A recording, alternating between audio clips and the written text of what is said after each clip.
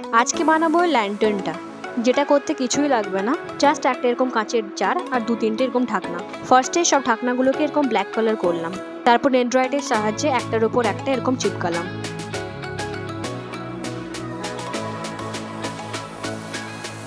এই দুটো ঢাকনা ল্যান্টার্নের পেছন সাইডের জন্য। ডেনড্রয়েড দিয়ে ভালো করে ঢাকনাগুলো চিপকে এর উপর কাঁচের জারটা ভালো করে চিটিয়ে দিচ্ছি।